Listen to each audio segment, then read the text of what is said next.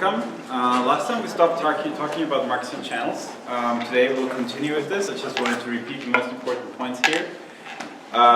So marks represent items or links, and channels change the appearance based on an attribute. So this is really where the data encoding happens. And we kind of came up with many of different channels. So when we tried to simply just depict two numbers.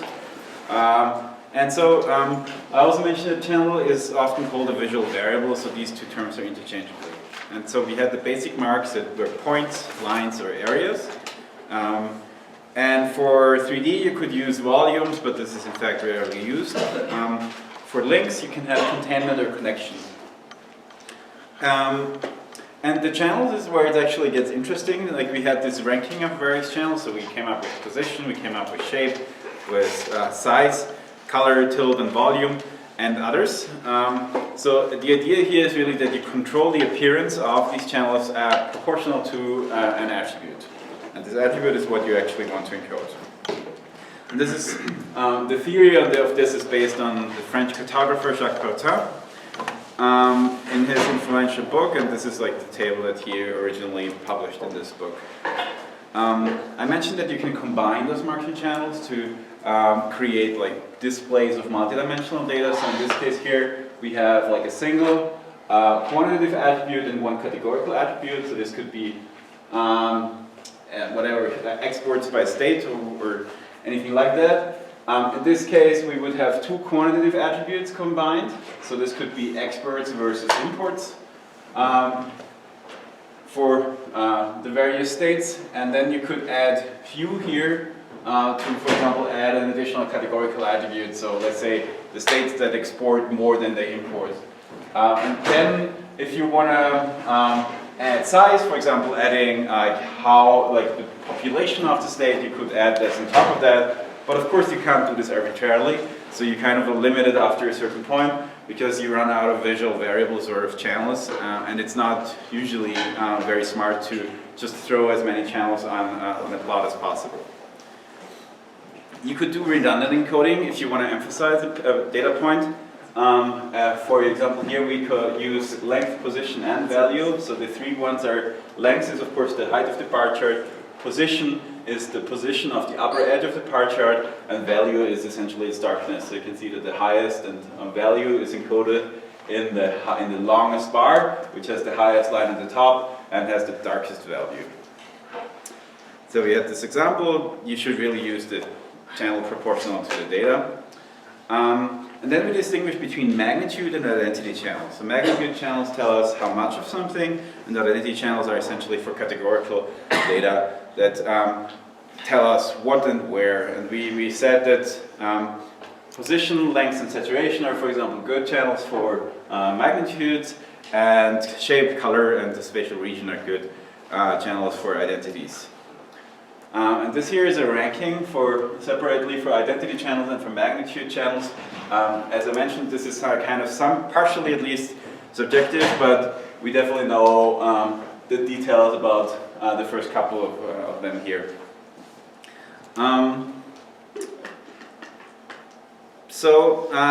What we stopped discussing is the characteristics of these channels. So we have these multiple attributes to essentially discuss how good a channel is. So the one question was, is it selective? So is it really distinct from other marks, and can you make out the difference between two similar marks easily? Is it associative? Does it support grouping? Is it quantitative? So magnitude versus identity channel, can you quantify the difference between two marks? Can we see a change in the order? Again, magnitude versus identity. And length in terms of like how big is our ability to express data with this particular channel. So we started with position, and position is the strongest visual variable, and I also mentioned that this is kind of like if you, for example, design a visualization, and if you're free to choose how to position your marks, then you should really think carefully what is the most important piece of information that you want to convey, and for that you should choose position. So it's suitable for all data types, and it of course has problems, so it's sometimes not available, especially with spatial data. Maps, volumes, or anything like that. And it can lead to cluttering, so you can have a lot of points coinciding. So for example, if I want to show data points on a map of the United States and I have 200 dots in New York City, I won't be able to distinguish the points in New York City. So here is a good example of a scatter plot. So you can see clearly like the position that this is New York Times, or it's actually I think Washington Post. Let's go to the, no, it's New York Times. So this is a visualization of how unequal pay is between men and female. So like we have men's median weekly earnings on one axis, women's median weekly earnings. So we combine here two essentially dimensions, and we plot these data here for multiple jobs. And on top of that, we also they also encoded categories as colors. And what they also did here is they drew these regression lines, or these lines that simply, like this one here signifies equal wages. The second one shows that women earn 10% less than men. The third one shows women earn 20% less, and then 30% less. And then you can easily spot which jobs fall into which category. So here, for example, is a job that is very high earning, but is very different between men and women. We can simply look at what this is. This is physicians and surgeons. So like comparatively equally paid is pharmacists. And this is a job where women earn more as postal service clerks or special education teachers. So position here is used very efficiently. It combines a lot of data, it combines a lot of annotation, so that's a good example of a scatter plot. I mentioned that you can't really use position in 3D because you kind of give up the benefits of position, so you can't really estimate as accurately anymore.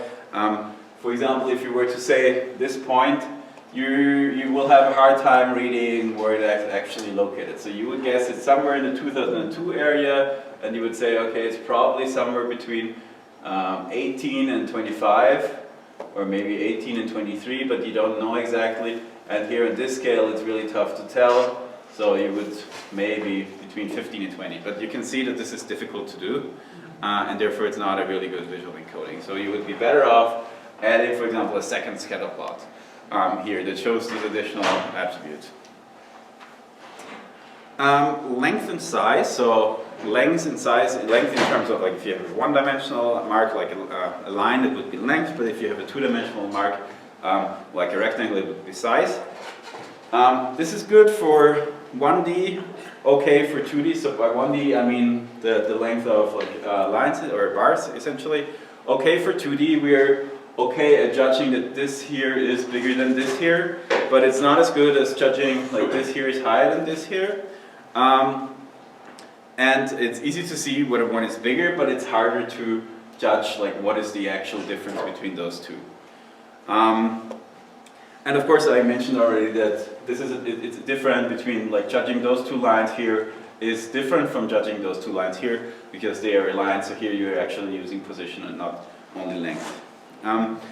For 1D length, it is selective, it is associative, it's quantitative, it has an order, and it has a pretty high like vocabulary we can express pretty much with it. So here we had this example where we use two-dimensional size, the bubbles. I think we discussed this at length, so I don't need to go into details here.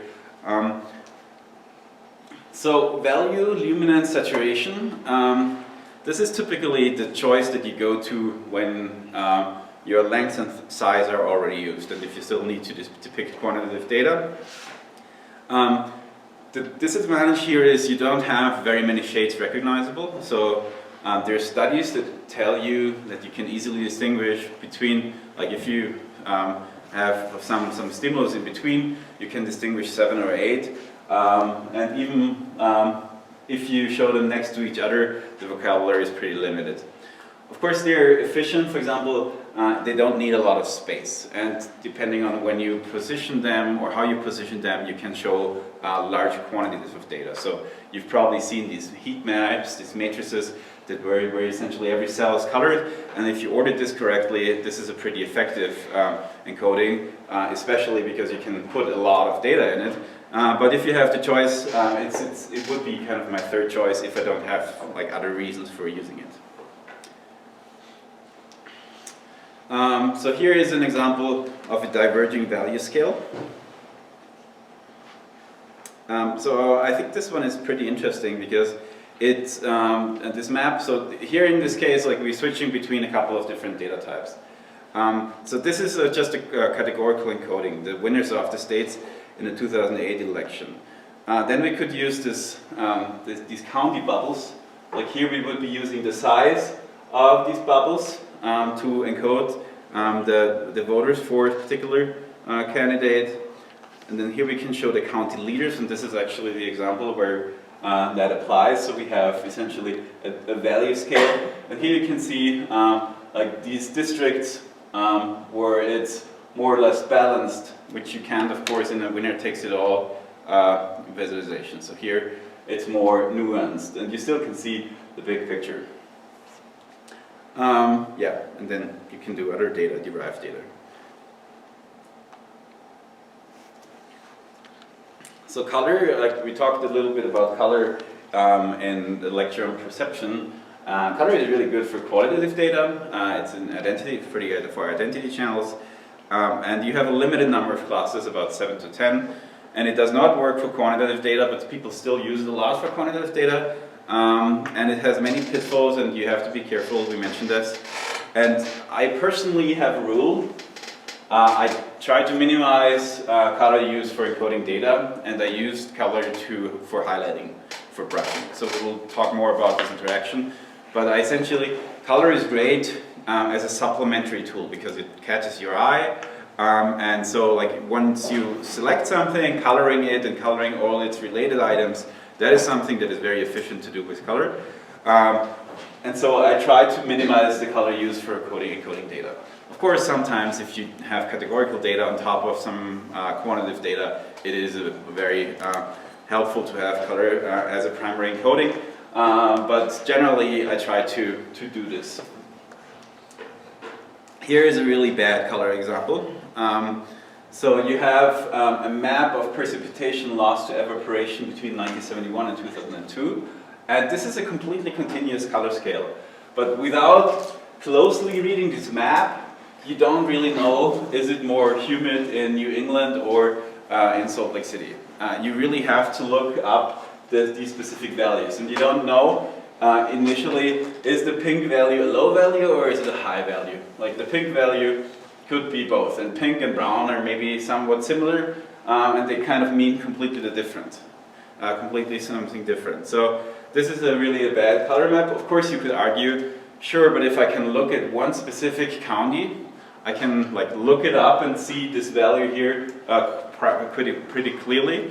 But then I would say, yes, that's true, but you could, in an interactive system, you could do these kinds of tasks with interaction. So you could simply hover over a county and then show the exact value of it. So for just getting an overview, for just getting an impression of like which are the drier or the where is a lot of precipitation lost to evaporation, evapotranspiration actually, it's not a great map. And so this example, I think we've gone through this in one of the first lectures, is a very good example of how to use color. So here we actually they're using color primarily here to distinguish between active and inactive quarterbacks, and that's a very simple. We have two colors. It's either not colored or it's colored. And then they combine that with, well, this isn't really color, but it's highlighting through value. So that's an effective use of color. And as you can see, it's a very subtle use of color. So there's not a lot of colors, and this kind of also has its own style. So shape is great to recognize many classes. So you all know at least 200 symbols from traffic, from indicating restrooms or indicating elevators or escalators or whatever. So shape is really you have a super strong and super high vocabulary. But you can't do quantitative data. There is no order, and it's not associative, and you can't you don't know whether a triangle is bigger than a polygon with five or a circle. So it's simply It's good to use if you want to show, for example, two different marks on a scatter plot or in a graph. For example, as you're doing in the homework, you have a graph and you have two different types of nodes. For that shape, it's great, but you can't encode quantitative data with it. So here are just some symbols that each of you will easily recognize. And so you can see, like, okay, logos, of course, but you also have all of these traffic symbols. But we also can easily recognize many different faces with very subtle variations. So if I were to, like, this is just incredible that we can see that many different, like, we can distinguish that many different shapes. But it's something that we're really good at. And it's, of course, well, now you could argue, wow, that's a great vocabulary. Let's try to use faces to encode data. People have done that. This is a professor of statistics that he published this in the 60s, and the idea was, the observation is that we're extremely good at reading facial expressions. So we can see very subtle differences between if somebody's smiling, to what degree he's smiling, how his eyes are positioned, how his eyes are moving, how he's looking, and so on. So he thought, okay, there's 6 different variables that I can distinguish in the face. Maybe I can map a dimension to each of those. And then create those faces. And then he came up with the vocabulary of these faces. And this was supposed to encode quantitative data. So like this would be 24, a vector of 24, 16, 27, and this would be a vector of 15, 19, and 5. Obviously, this we can distinguish all of those faces, but we can't associate them with data. So this is interesting because of its historical significance for visualization, but it's not really a working visualization technique. And if you want to learn more about this, there is a blog by Eager Eyes. This is a guy, Robert Kosara, who was a professor and now is at Tableau. And so the blog in general is good. If you're interested in visualization, you can take a look at it. It has a lot of interesting pieces on there. And he does also these critiques. And so here he discusses churn of faces. And he mentions all of the stuff that I also mentioned. Like here you can see how we easily recognize faces and so on. Yeah, this is for shapes. And of course you can have more channels. So we had this little exercise last time where we tried to find ways to communicate 2 numbers. And this guy actually came up with 45 ways to communicate 2 numbers. And so of course you could write in different ways. You could have squares. We also had those. You could have repeated icons, which is kind of similar to the squares. You could have like multiple units represented by squares. You could have bars, you could have lines, percentage bars, spliced bars, proportions, intervals, squares merged, percentages in squares, pie charts in 3D, well, donut charts, pie areas, semicircle areas, and so on. So there's many things, and like this is, of course, many of them are not sane. But still it shows you the richness of how you can actually try to do this. Here, rotation frequencies or pull frequencies, impulses per minute. This is an interesting project. This is fat phones. So this is a redundant encoding of the, essentially,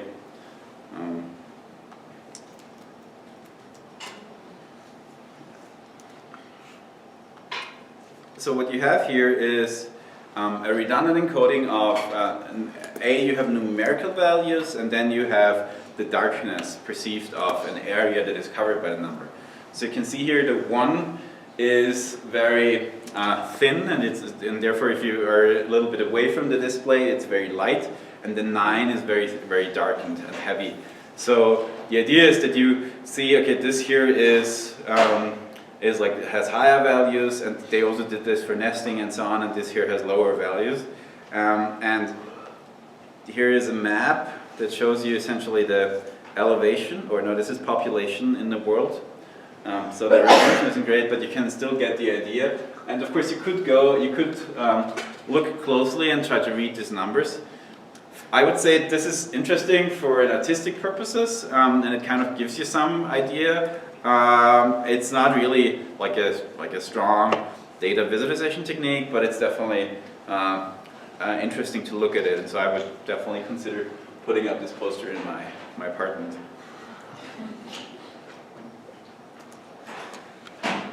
So I mentioned that quantitative channels are different in the way we perceive them, and this is especially true for saturation. So we don't have a linear perception of these channels with the exception of length. So for length, the sensation exactly matches the intensity. So this is Stephen's psychophysical power law, and so we tend to overestimate saturation in terms of intensity. So that means that a darker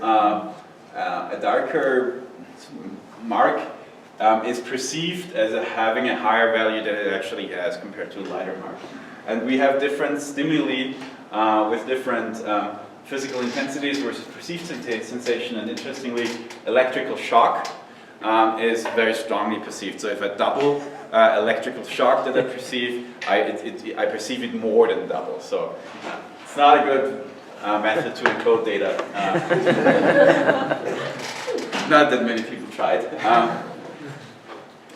Area, for example, we tend to underestimate area, and the same for depth and for brightness.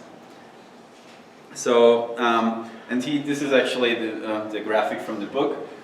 These are the things that are relevant to visualization, and Stevens actually did a couple of other measures that are also not really super useful for visualization, like heaviness of an object, or taste, smell, loudness, and so on. So the takeaway from this graphic is really length is really linear, and all of the others are not, so you have to be very careful about using the others for encoding precise data values. So, shout out, how much longer is B than A? Twice. Very good. How much longer is B than A? 4. Very good. How much steeper is A than B? I heard twice. 3. It's about 4 times steeper. How much larger is B than A by area? 5. So I had 3, 4, and 5. 3? 8. It's 5 times in this case. How much larger is B than A now? I had 4, 3, all over the place. It's 3 times.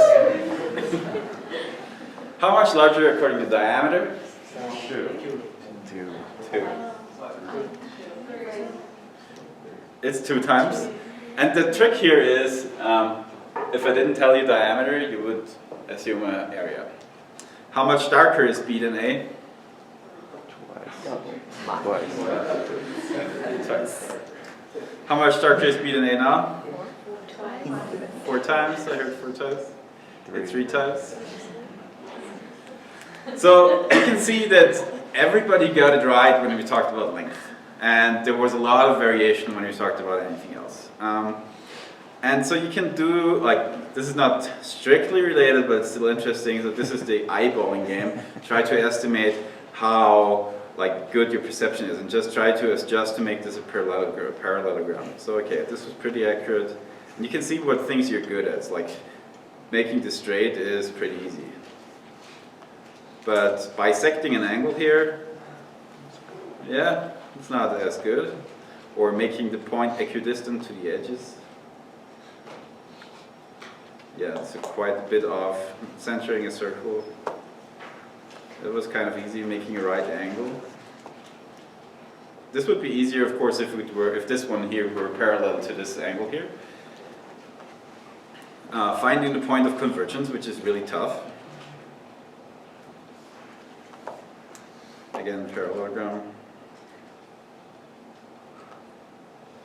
Yeah, so I think we have covered these.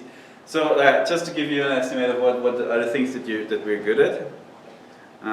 So you can play this. The link is for any of the slides, all of the pictures are usually linked. So even in the PDF, you can click on the pictures, and you will see the actual visualization. So other factors affecting accuracy is alignment, distractors, distance, and the common scale. So unframed and unaligned, I can judge A and B, but it's a purely length judgment. But if I have framed on the line, I can choose between what do I compare. Do I compare the filled area or do I compare the non-filled area? So I have like a better chance of getting it right. Unframed align, of course, is very efficient. And so we are also, like here we can see that these two are different, but it's less precise compared to this, and compared to this, and compared to this. So for those two actually, I guess it's not quite as easy to see the exact difference. You will still get it probably, but it's not, it makes a difference. So if you want to do comparisons, try to optimize the positions and try to optimize like a common scale. And if you can't, try to frame it and so on. So these are kind of important takeaways from this slide. And people have studied this in detail. So this is one of the seminal influence papers from 1984, Cleveland and McGill. They studied comparing how effective are these visual variables. So they asked users to compare the two marks that were indicated with a dot. So in this case, they compared two bar charts right next to each other. Here they compared two bar charts in a stacked bar that were both at the 0 point. Here they had additional distractors between them. Here they had essentially underlined size comparison. Here they had this underlined size comparison on top of each other. And then they also tried to find out like how good are people at perceiving angular these differences in a pie chart. And so this was a comparison between those two. And this has been recently reproduced by Jeff Hare and Mike Bostock. As you know, is the developer of D3, and he is the University of Washington professor. And these guys redid this experiment. This time, like Cleveland and McGill did it in a lab study with 30 or 50 people. And these guys did it with crowdsourcing, sending it out to thousands of people. And adding some additional values that we nowadays regularly use are these bubble charts and tree maps. And interestingly, their findings were very much in line, so no big surprises there. What you can see here is that, well, no surprises that like comparing these two bars that are next to each other is like there's really a very little error. If we have them separate here, there's also not a lot of error, but some. And if we need to compare those two that are stacked on top of each other, the error becomes bigger. And here, for these comparison tasks, we can also see that the error increases with the visualization. So here, pie charts are interesting. It's tough to compare pie charts, segments of pie charts. It's even worse to compare bubbles like this. And the size of tree maps is also not a very efficient encoding. So this is really like quantitative data on which visualization techniques are good to use for these kinds of comparison and estimation tasks. So we had this ranking of the channels, and so this is the historical source of this. This is by Jock McInlay, who is the chief scientific officer of Tableau now and who used to be at Xerox PARC. And so we can see that for all quantitative, ordinal, and nominal positions, essentially rules supreme. And then we have different qualities for like different rankings for these various channels. And we've seen length is good for quantitative and so on. So this is also mainly interesting for historical reasons, and I would take this with a grain of salt, especially as we go down this list. It's not based on fact. It's somebody's experience, which is probably largely accurate, but you could probably show in a study that the ranking is actually a bit different in details. So we had this already. So I also talked briefly about the separability of attributes already. So the question is, can we combine multiple visual variables? So position and hue, for example, is fully separable. No interaction, no negative interaction, to a certain degree. For size and hue, we have some interference, so we are less accurate at perceiving the color of marks that are very small. It kind of makes sense. So, like if we don't have a lot of something, it's harder for us to distinguish its properties. So for width and height, we have some significant interference. You can't really like change the width and the height to encode two different things in a plot. So this is simply not a very good combination of attributes. And then I could do something like I encode my dimension 1 in the red channel, my dimension 2 in the green channel, and my dimension 3 in the blue channel of a data, of a plot. And of course, like, we don't see these channels separately, so this doesn't work. So we have major interference of these channels. So what this says is that these attributes are not easily separable. So you need to be careful of how you combine them. Okay, so this concludes the section on visual variables. This is essentially the vocabulary that we're dealing with. And next up are a couple of hands-on design guidelines. So essentially, I guess the rest of this lecture, if you want to design graphics for a newspaper and only look at this slide deck that comes next, you will be much better than you were before. And these are really just rules of thumb, and it's a lot of it is based on Tufte's work. But before we get started on this, I want to do like another design critique today. But today we will actually not only do a design critique, but you will actually do a redesign. So I'll hand out, like, this is the chart. I will not comment it. I'll hand out the instructions, and then I'll go around and hand out paper. And if you don't have any pens, I'll also have a couple of pens. So we do two things.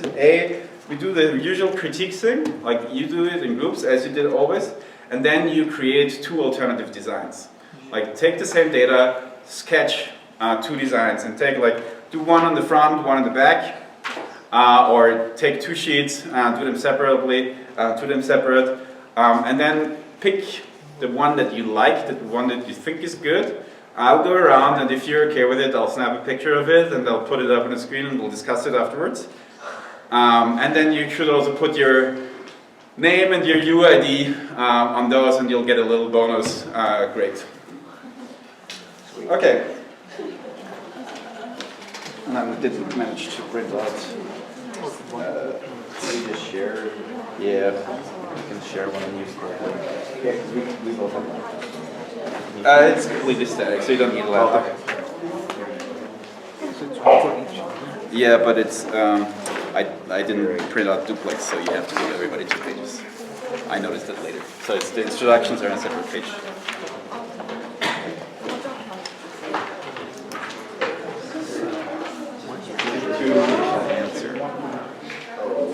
What do you think is the most important problem facing New Zealand today? I'm guessing that these are percentage of respondents in their survey, and that it looks like they're trying to size these. How would crime and violence necessarily match up with race affiliation? I have no idea why they've grouped them this way. The grouping makes sense, and why are they separate? I don't know. Okay. This is kind of weird. So what question is this visual? Social problem. Social probability issues. I don't know.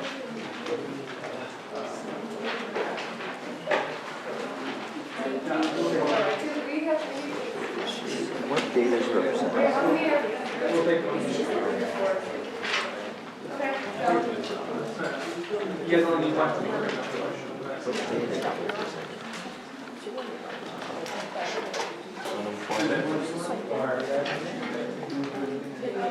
It's like a concern of people with these areas, right?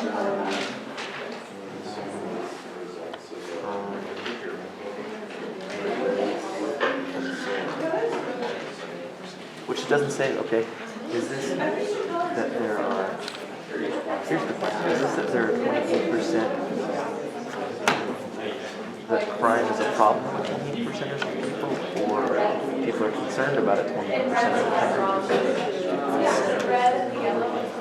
Like, do one out of every 4 people, are they sad about crime? Yeah, I'm having trouble seeing how come everything, one of these is tied to...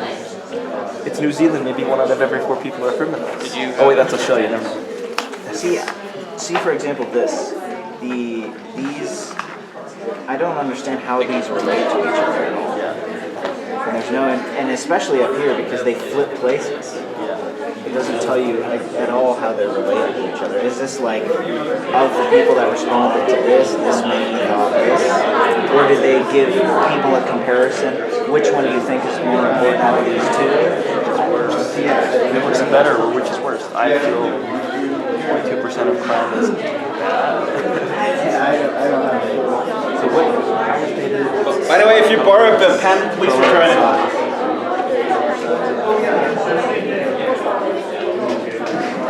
And then they also have the year, I guess, tells you which year it is.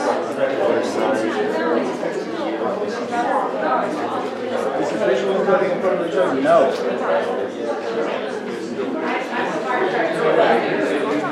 What could be the goals of the designer? I'm honestly not quite sure what it's for. I think they want to show the relative importance of the issues toward people. The relative concern was what should give you a clue as to how to redo this. Can you read the data precisely? Without labels, also. Why do you like this?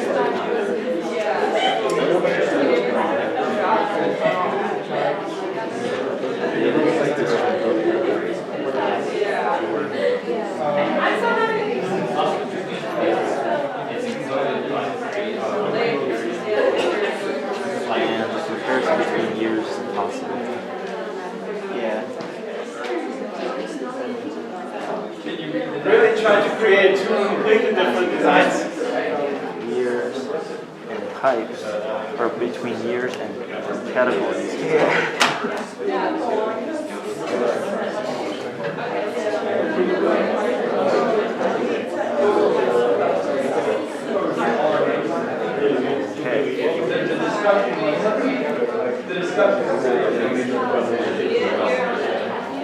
So,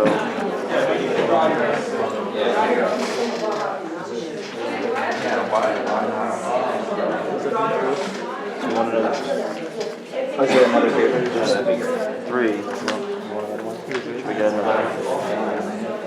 I'll take one. I don't think I need more than one.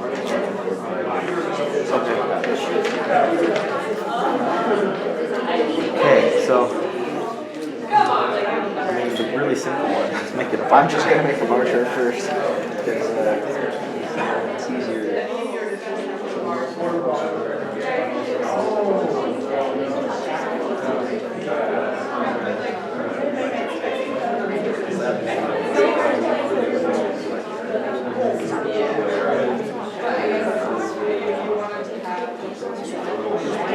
Do color. You can't really do color. No, but you can shade. So I was thinking maybe like. Yes.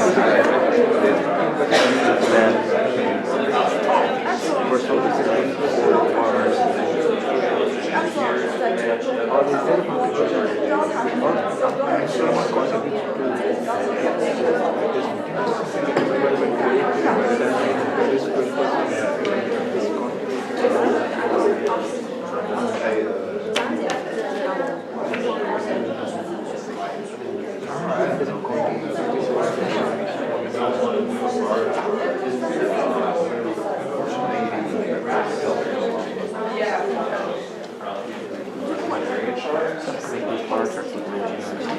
yeah.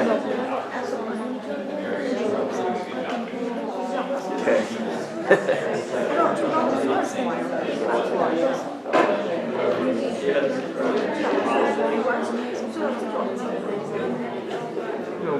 Maybe when I see this, mine looks like a city. Yeah. I'm doing something different. So another different way to You know?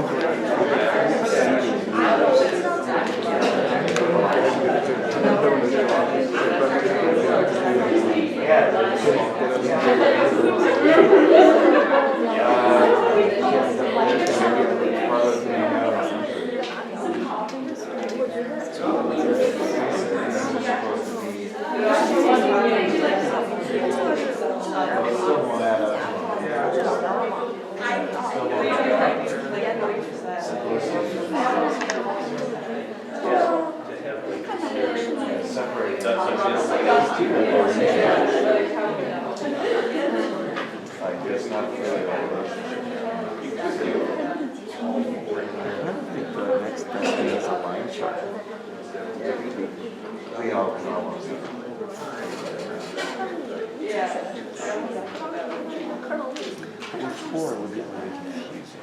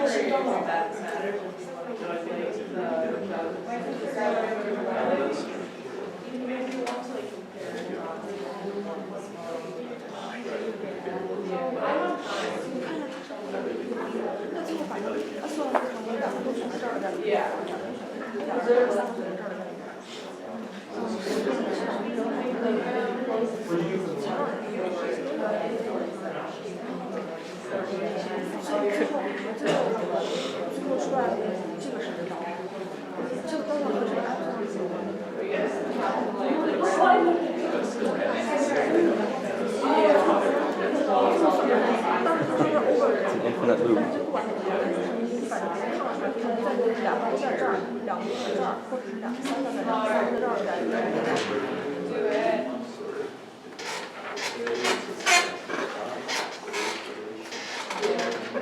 Can we make it unstatic?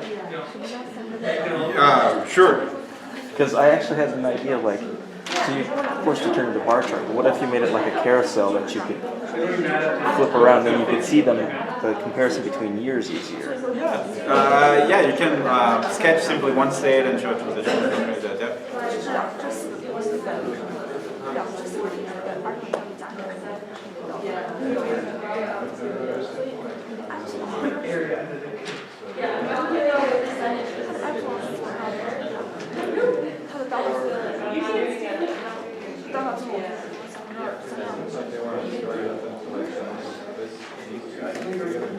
I did, but it's gonna be cooler now.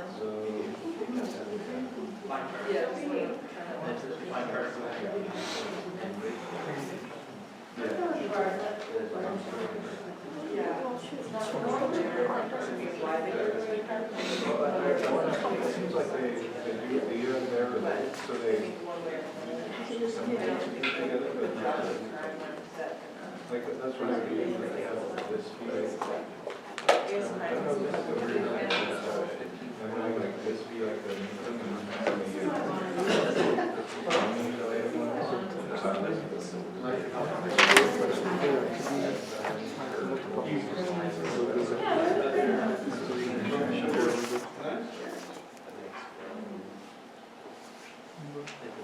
This takes forever to draw these dollars. Maybe I should just be less accurate. Oh, you're actually going for accuracy? I'm just trying to show the proportion of each other. I guess the idea is more important than the actual accuracy of this guy.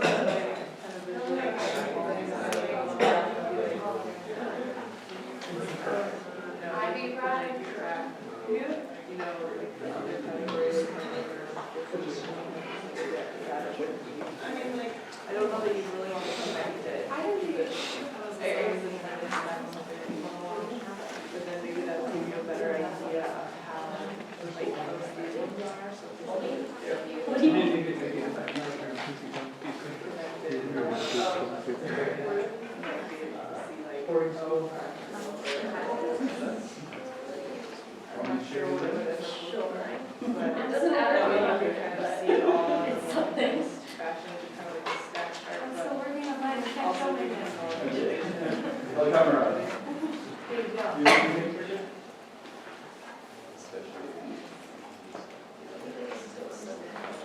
Yeah. Yeah, this is not like.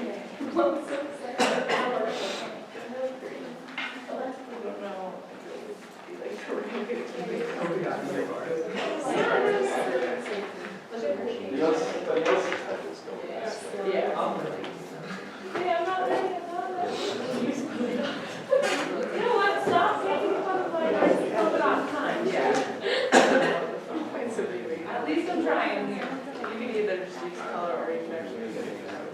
Although, sure. Like, I can still show you how it's growing that long over time. I wonder what happens if you don't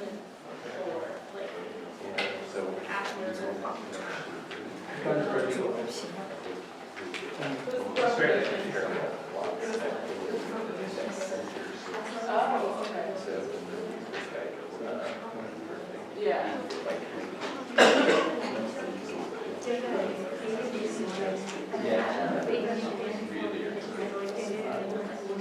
Within the same percentage we saw all together.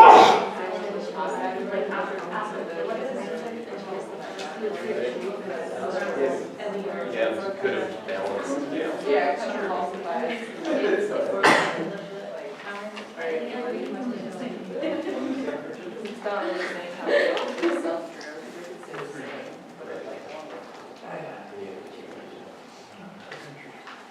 Somebody else wants to have this?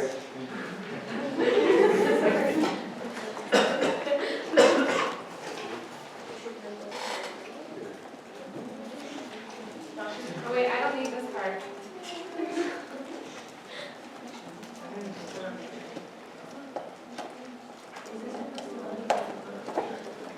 Yeah. Who else? I was almost done, now I'm changing my mind. It looks pretty interesting. I swear. Okay, I'm done.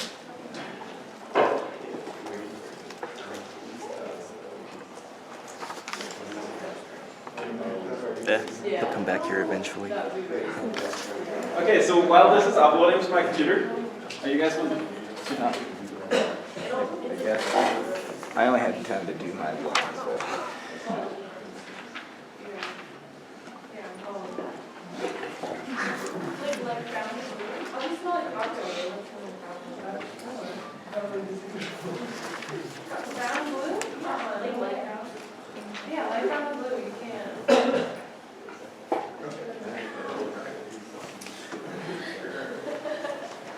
So while this uploads to my computer, I hope that will work. So let's talk a little bit about, oh, one more. But you don't have to, I don't have to show that, you just hand in your paper when you leave.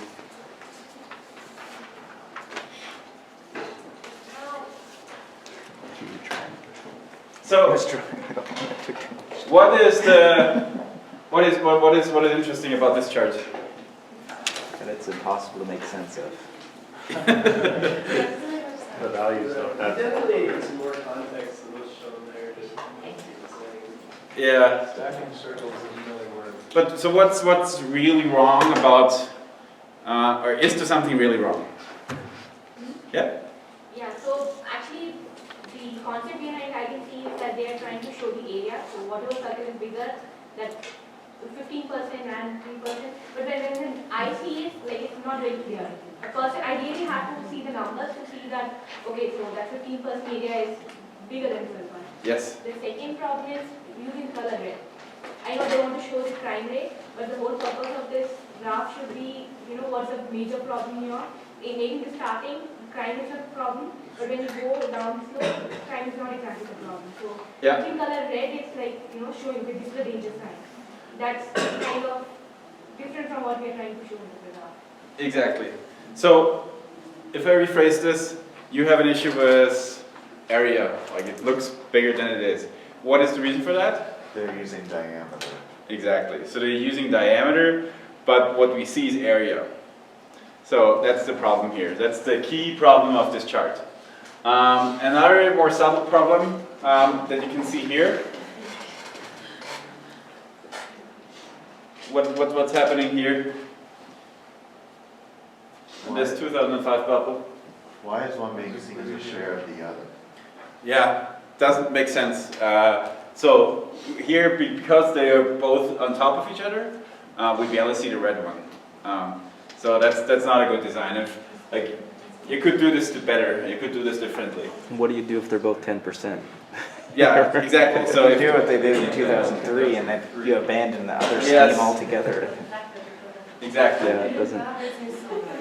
Well, and as the values get bigger, the difference between the circles is going to get small if they're closer percentages. Like Yes. 6 and 7 are gapped, but 9 and 10, you can see the gap is shrinking. So Exactly. Their layout has a lot of problem too. It took me a while to realize that these are actually the same series. yeah. Look at those bottom lines.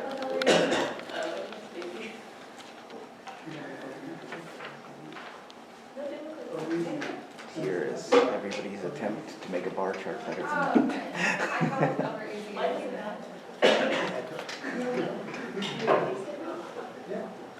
So, if you want to, you can comment on your chart. Otherwise, I'll just say it's a line chart. But you're welcome to speak up if you recognize your. Yeah. Yeah, so I feel like there was some contextual clues missing. Like, I'm wondering like what happened in 2004, why crime was such a big concern. So like maybe below like the line chart on the x-axis there, you have some like critical clues like here is 2004 where this thing happened. Yes. And so you picked the line chart. Why? I liked putting all of the information in one chart, and I thought it would be easy to like show the position. Yeah. Okay. So this one here, I think that should rotate too. So, somebody want to comment? If not, I'll say something. It's just, this looks like making a bar chart and making use of symmetry to do this comparison. So this is probably a pretty effective design. We have two different, like the two different panels, and we can clearly see which value is bigger, and we can also see the same value. So that's probably a pretty effective design. And here we have one. Speak up if you want to. Looks like a bar chart where we have to think what continues in 2003 and 4. Here we have a stacked bar chart.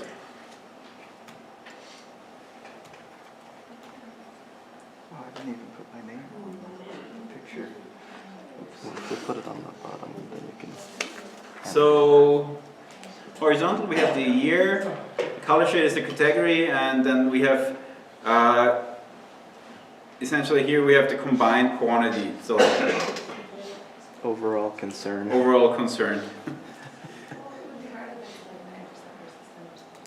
But that would make it hard between years to see concern in a particular category. Yeah, so this is, yes, of course, it's more difficult in this case to compare, let's say, this value to this value because they're not aligned. But I'm sure it's better than the original charts.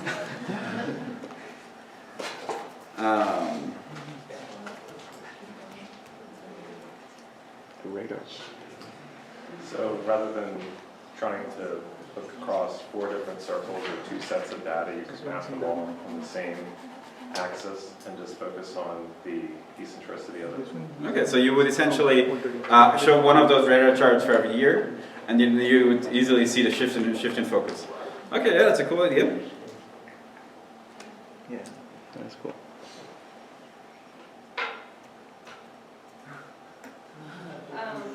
So the idea was having, boxes of different sizes to correspond to the percentages, and then have a slider for each, and then each year, go along time and see how the boxes change. But the problems are that they don't, not only do the numbers not add up to 100, they're not always add up to like the same, it's not like always 40 or always something, so that could skew it. And, yeah. Yeah, and it's also, I guess, the slider through time, you could do either a slider through time or you could do multiples. If you have the slider through time, it's hard to compare different, like, far apart pieces.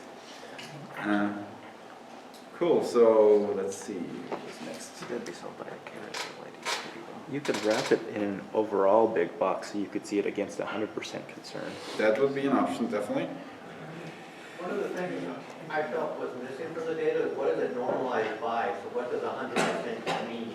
Without that information, it's hard to understand any of the data there. Yes. So this is a bar chart sorted by years, and you can clearly, I think, is this consistent ordering? Yeah. So you have like one color for each chart, and you can see for each year how that varies. That certainly works well. And here we have a stacked bar chart. In retrospect, I didn't finish the line chart in the chapter, but I think line chart would be a much better way to see the trends, because it's pretty hard to see the trends. Yeah.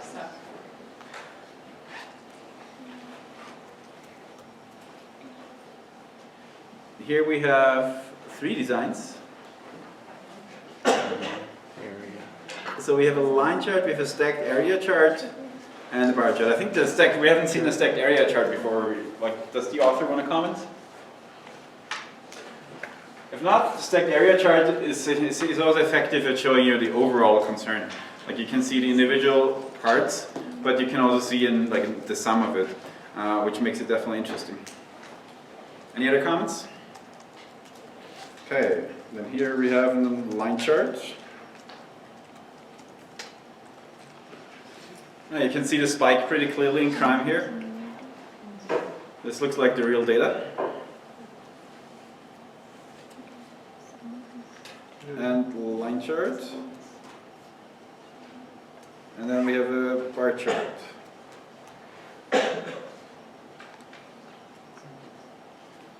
And then here is...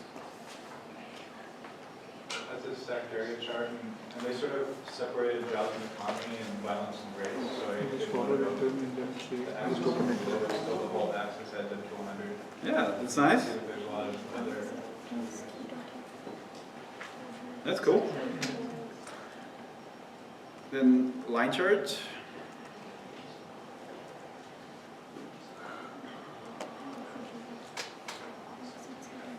And line chart. Then we have Horizontal bar chart. a horizontal bar chart, yeah.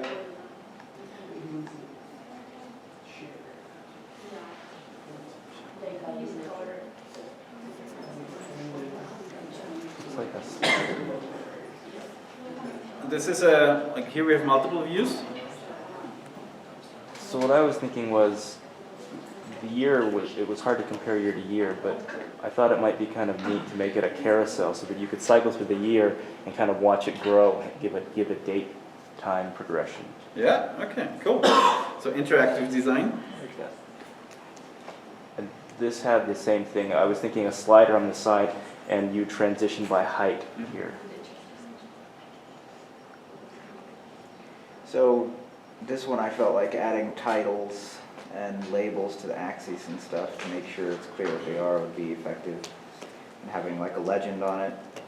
And then each of the things would just be kind of colored by a color to kind of categorize it, and then like the percentage would kind of determine its saturation or something as it went up or down. Yeah, cool. So great designs all around. And so as I mentioned, just hand this to me. Yeah. Yeah, there is one more person who submitted it online. I've just forwarded to your email. So what's the question? No, they've done their design. Okay, yeah. So if you're watching this live, you can send me your design by noon today, and you'll also get the bonus. If you're watching this recorded, yeah, sorry.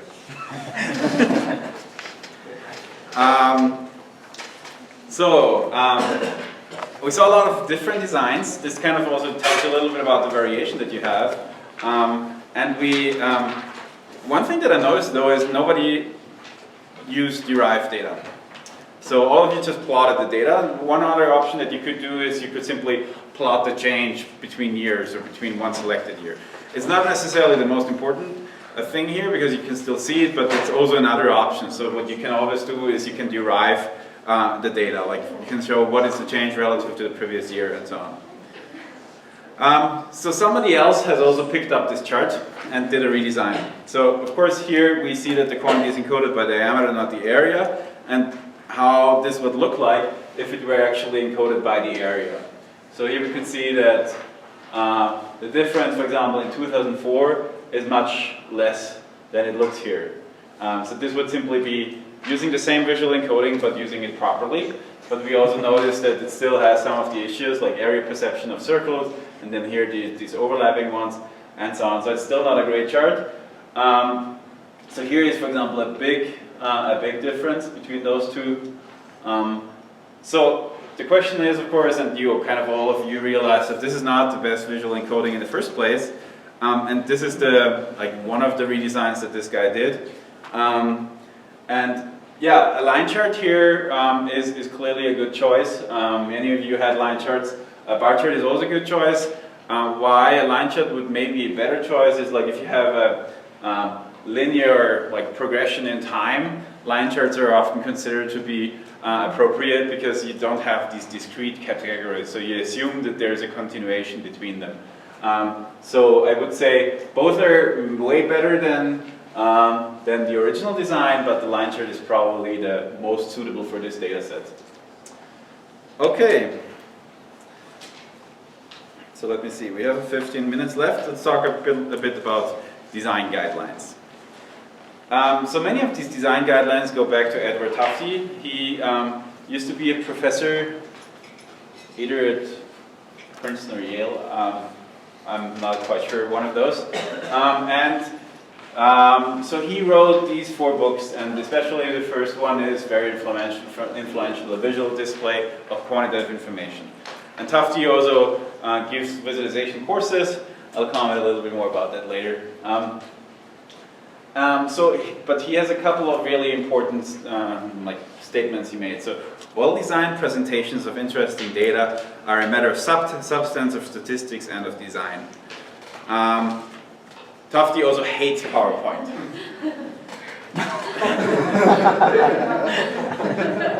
So if you take one of his lectures, he will tell you about how to design visually, but he will also go on a long rant about PowerPoint. And in his opinion, PowerPoint is the cause of all evil. And so he suggests that you kind of, if you go to a meeting, you prepare 1-page summary of what you want to say, circulate it around to everybody reads it first and then comes to the meeting instead of having PowerPoint slides. This is debatable, but he had some really important lessons in terms of graphical design. So in practice, he influenced a lot the ideas of graphical integrity and excellence, so really that your graphs should represent the actual data. And in theory, he came up with certain design principles for data graphics, and we'll go through some of them. And much of this lecture, interestingly, will be graphics that were produced by Fox News when we talk about integrity. So here we have if Bush tax cuts expire. It seems like, oh, now we have barely any taxes, and as soon as they expire, it's going to be 5 times as much taxes. So what's wrong here? It doesn't start at 0. Exactly. So if you show this starting at 0, it's going to be a much smaller difference. It's also a percentage of 42%, which is kind of a weird cutoff. Yes. So here is if Bush tax cuts expire, the top tax rate really changes from 35 to 39, and this is the actual chart. So for the homework demo, it looks like the team started at the game attendance started at 200 or 20,000. Yes. No, I commented on this last time, so you should use a scale starting at 0 for the homework. But since we got it wrong in the homework, we're not going to deduct points if you don't. So yes, this is the chart in the as Fox News published it, and this would be the chart if you draw it faithfully. Then here we have another interesting one. How 2012 stacks up. What's wrong with this chart? Starts at 53. Sorry? Starts at 53. Also the 3 doesn't help. That's both correct. There's something. 1921. Yeah, 70-year gaps. What the? So it's. And they're out It's of not order. consistent in the yearing. It's kind of like they were like, well, this, it makes you feel like there might be data left out on purpose, even if they're faithfully representing a warming trend or something. Yes. No, but they're out of order, so you make it seem like you're growing when Yeah. really it's hopping around. So you can't. One rule is if you represent time, represent it in sequence. And don't do 1921, 1999, 1934. That is important, of course. And then, of course, we have the issue of temperature cutoff. But in this case, temperature, as we mentioned, does have an arbitrary zero. Yeah. So here it's a little bit more subtle. Then here we have another one: job loss by quarter. Okay. So, There's no y-axis scale, so you don't even know what it's trying to compare to. I think that's a big issue, for me at least. I'm like, okay, 7 to 9. Okay, I get it. There's 2 million difference, but what is the scale that this is? Yeah. So this is actually the real chart, if you plot it to scale. So what happens here is that simply there's the scale and the x-axis isn't faithful. So simply it made it look like a continuous increase, but instead if you have faithful time intervals on here, it looks like this. So starting scales at 0, here is and so there's an argument about bar charts and starting them at 0, and some people say you shouldn't start line, or you don't have to start line charts at 0. There is some point to that, because bar charts, they kind of they start at 0 and they go up, and for line charts that's not as much as a problem, but still you should really be very cautious. So here is it shows the same data. We have 2 different scales, one on the left, one on the right, and the one is 0-based and the other one is 0-based, non-zero based. So this one starts at 47,000, this one starts at 0. And so if you have median household income in 2010, inflation adjusted dollars, and if you plot a chart like this, you're probably a news agency that tries to make people scared of, oh, we're so poor suddenly. But of course, if you plot it with a 0 scale, you can see that these variations, while it's still going down, it's much more subtle. So I'm not saying that this is not, you can't do that, but you have to be cautious about it, and you have to think about when to apply it. A lot of that will depend on your media, which you're printing it into, right? Because if you're printing in a newspaper, that top chart, you may not be able to see those discrepancies at all. Exactly. So that is exactly the point. So sometimes if you want to see change, it might be valid. But so you could also, instead of plotting absolute values, you could also plot change and then put that on a scale. So loss over time instead of absolute values would be the correct way to approach this. so some of these things, it's a scale. Let's say that your data is coming with some confidence interval. Mm-hmm. Is the scale, when you're including that, as important? So this goes into uncertainty.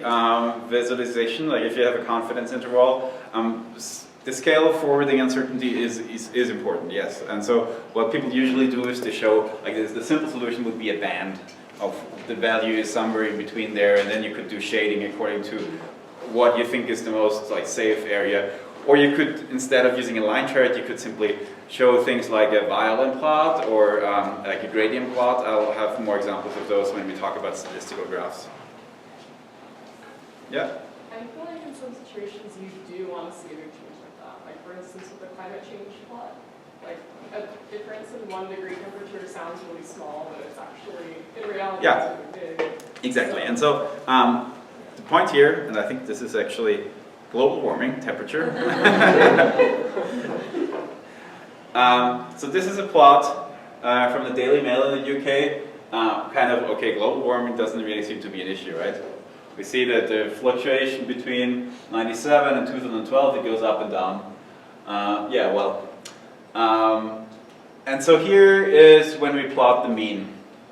And so like if, this is just like a very small time scale, of course. And what happens if I actually plot more data? So it's also about framing. Like not showing data is also important. To your comment, like starting at 0 and so on, like as I mentioned, temperature has an arbitrary 0. So in this case, it's more difficult. But as I mentioned, you could also show like increase over time instead of the absolute values. So using data, like doing data derivation instead of showing the raw data is sometimes a good thing. And ideally, you would show both. Like you would show like a faithful representation of the data, and then you would show how data changed over time in a second chart. Tufte coined this term, which he calls the lie factor. And the lie factor is the size of the effect shown in the graphic divided by the size of effect in the data. So here is a historical graphic where one line represents 18 miles per gallon in 1978, and this line represents 27.5 miles per gallon in 1985. So what you can see here is this looks much better. Like 27 looks, or is in fact many times longer than 18. And so we don't perceive the distance from some far off point. What this is supposed to do is like you start somewhere here and go to 18, but we see like, okay, we kind of perceive here the super broad road, and we perceive 27.1 and a half as much bigger. So you can actually calculate the lie factor here. We have the size of the effect in the graphic divided by the size of the effect in the data. In a correct graphic, this should be exactly 1. But in this case, it's 14.8. So if you measure this, we have 0.6 inch here for 18 miles. We have 5.3 inches here for 27.5 miles. You get this lie factor. There's other graphics like this, and usually this is a similar problem that we had before, where we have like an error representation. So here we have the shrinking family doctor, percentage of doctors devoted solely to family practice from 27% to 12%, but this is not it's not a division by 2. It looks much more. And the same for the barrel, the price of the barrel. We can see like this is 2 down here, and this is 13. It's definitely not a faithful representation here. So Tufte's integrity principles are show the data variation and not the design variation. And be clear, detailed, and thorough in your labeling and use appropriate scales. And of course, the size of the graphic effect should be directly proportional to the numerical quantities, which is called the lie factor. So really make sure that this is the case. So pie charts. I already mentioned that pie charts are not we saw today that they're not very effective, and they simply have many different problems. So here, like, is a blog with the title "I hate pie charts." I mean, I really hate them. This is the share of coverage on TechCrunch, and you can see that this is not really a great chart, and it's really hard to see. So let's try to do a redesign. This could be a slightly better pie chart. So we have like the color here is kind of useless because we use you use way too many of them. But in this case, you can also use bars, and this is much more faithful. So you can actually see what is going on here. And one of the big benefits here is that you still can label things, even if they're small, because you have every category, every label, every item, in this case, has its distinct space, and you can actually compare small to large values. Yes? What would you think is the best way to represent like a part of whole relationship? Yeah, so... Because pie charts, they're hard to consume, but what's a better way to do that? So you can do a stacked bar chart, but part of whole relationships are sometimes overrated. So like dedicating, like sacrificing the quality of your display just to show that this is a part of whole relationship is sometimes not, like, you can't use a pie chart if you don't show a part of whole relationship. This is the ground rule. But even if you have a part of whole relationship, you don't have to use a pie chart, because everybody, like, it can be obvious from the title that this is part of whole relationship. So, and stacked bar charts would be an option. They're better, but they still have they're not as good as like these line bar charts here. Okay, thank you. So, can you spot the differences? Which is the biggest segment? The black, blue, red, green, yellow. In the various ones. Like, how do they vary? Black, blue, red. So, let me plot this as a bar chart. Like you just black, yellow. And here you can clearly see we have an increasing trend, and I guess nobody spotted an increasing trend here. Here we have essentially equally segments, and here we have a decreasing trend. So this is like the same data shown in just different representations. This is my favorite pie chart.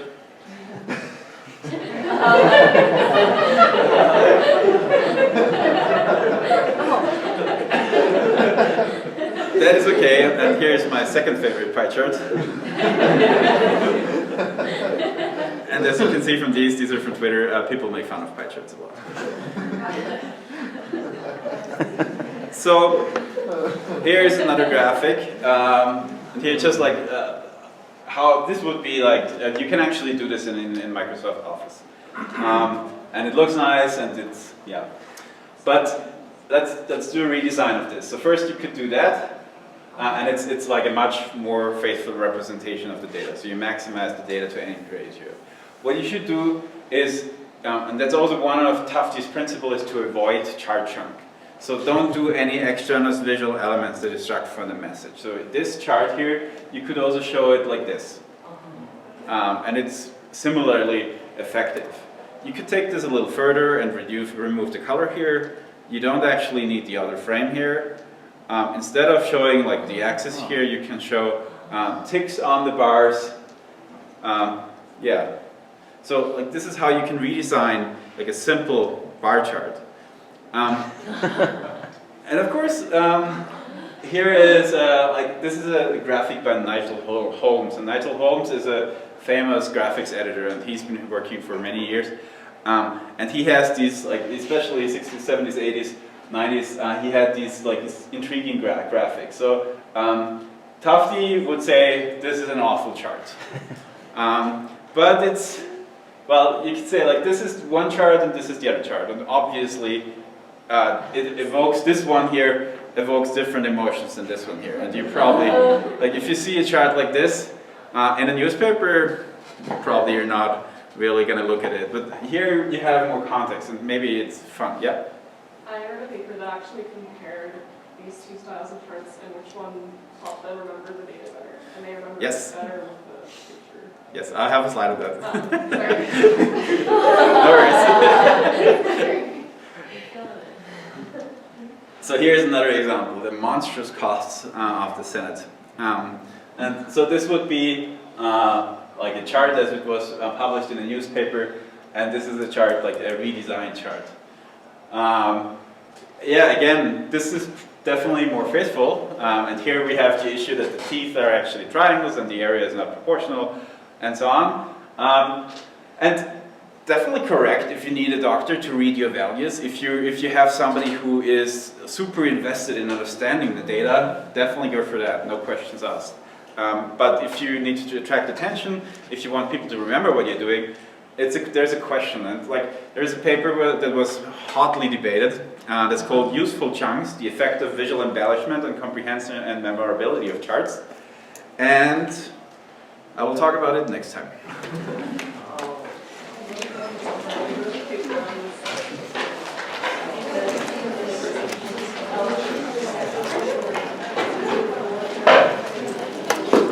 Remember to drop off your sketches with your names. If you want to keep your sketches, you can just put your name on the